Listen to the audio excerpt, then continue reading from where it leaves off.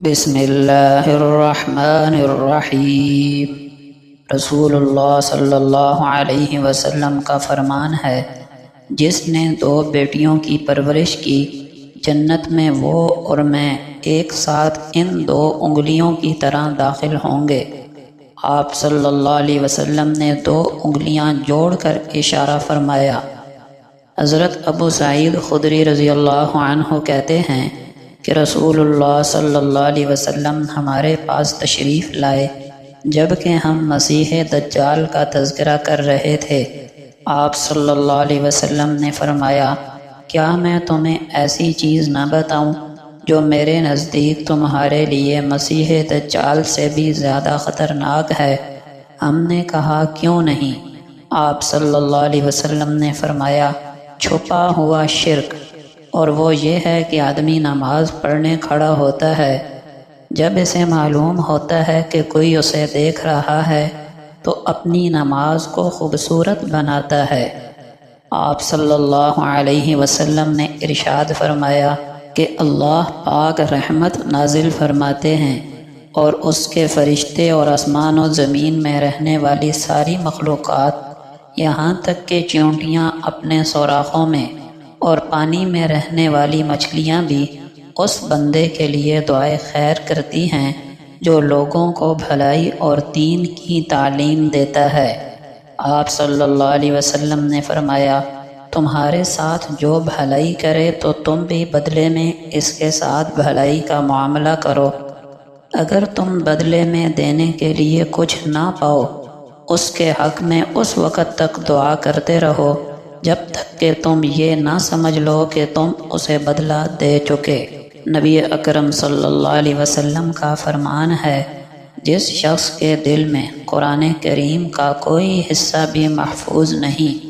وہ دل ویران گھر کی طرح ہے، یعنی جس طرح مکان کی رونق اور آبادی رہنے والوں سے ہے، اسی طرح انسان کے دل کی رونق اور آبادی قرآن کو یاد رکھنے سے ہے۔ نبی اکرم صلی اللہ علیہ وسلم کا فرمان ہے، مسلمان کی چادر، شلوار، پاجامہ، پتلون وغیرہ نصف پنڈلی تک ہوتی ہے۔ پنڈلی اور ٹخنوں کے درمیان تک کپڑا رکھنے میں کوئی حرج نہیں، اور جو کپڑا ٹخنوں سے نیچے ہوگا وہ آگ کا حصہ ہے، اور جس نے تکبر کی وجہ سے کپڑا ٹخنوں سے نیچے لٹکایا، روز قیامت اللہ اسے رحمت کی نگاہ سے نہیں دیکھیں گے۔ آپ صلی اللہ علیہ وسلم کا فرمان ہے، صبر پہلے صدمے کے وقت ہے، اس کے بعد تو انسان غم کو آہستہ آہستہ برداشت کرنے لگتا ہے۔ آپ صلی اللہ علیہ وسلم کا فرمان ہے،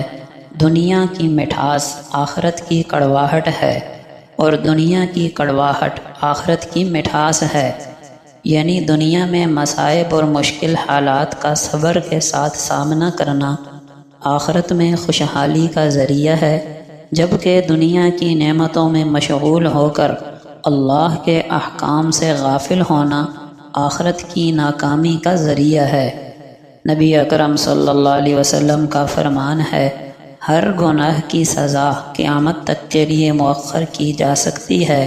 لیکن ماں باپ کے نافرمان کی سزا اس کے مرنے سے پہلے ہی شروع ہو جاتی ہے۔ نبی اکرم صلی اللہ علیہ وسلم کا ارشاد ہے،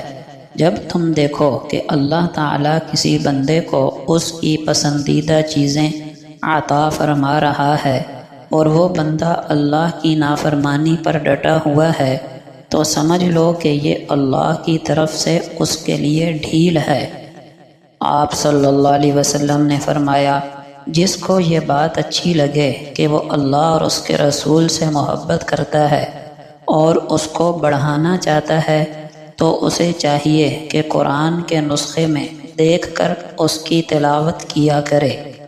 رسول اللہ صلی اللہ علیہ وسلم نے ایک آدمی کا ذکر کیا جو لمبا سفر کرتا ہے، پراگندہ بال ہے، گرد و غبار میں اٹا ہوا ہے، اپنے دونوں ہاتھ آسمان کی طرف پھیلاتا اور کہتا ہے، اے میرے رب، حالانکہ اس کا کھانا حرام کا، پینا حرام کا، لباس حرام کا، اور اس کی نشو و نما حرام غذا سے ہوئی ہے، ایسے آدمی کی دعا کیوں کر قبول کی جا سکتی ہے؟ نبی اکرم صلی اللہ علیہ وسلم نے فرمایا، مال کو تھیلی میں بند کر کے نہ رکھنا، ورنہ اللہ پاک بھی تمہارے لیے اپنے خزانے میں بندش لگا دے گا۔ جہاں تک ہو سکے لوگوں میں صدقہ خیرات کرتے رہو۔ آپ صلی اللہ علیہ وسلم کا فرمان ہے، اللہ کے ہاں سب سے زیادہ پسندیدہ کھانا وہ ہے جس میں کھانے والے ہاتھ زیادہ ہوں۔ رسول اللہ صلی اللہ علیہ وسلم کا فرمان ہے، مومن کا معاملہ بڑا عجیب ہے اور اس کا ہر معاملہ یقیناً اس کے لیے خیر کا باعث ہوتا ہے، اور یہ خوبی سوائے مومن کے کسی اور کو نصیب نہیں ہوتی۔ اگر اسے کوئی خوشی پہنچے تو وہ شکر ادا کرتا ہے تو وہ اس کے لیے خیر کا باعث بن جاتی ہے، اور اگر کوئی غمی پہنچے تو وہ صبر کرتا ہے، اور یوں وہ بھی اس کے لیے باعث خیر بن جاتی ہے۔ نبی اکرم صلی اللہ علیہ وسلم نے فرمایا، تم رات کا قیام ضرور کیا کرو، کیونکہ یہ تم سے پہلے صلحاء کی عادت تھی، اور رات کا قیام اللہ کے قریب کرتا ہے اور گناہوں سے بچاتا ہے اور برائیوں کو مٹاتا ہے اور بیماری کو دور کرتا ہے۔ آپ صلی اللہ علیہ وسلم نے فرمایا، بے شک اللہ تعالی حیا کرنے والا نہایت مہربان ہے،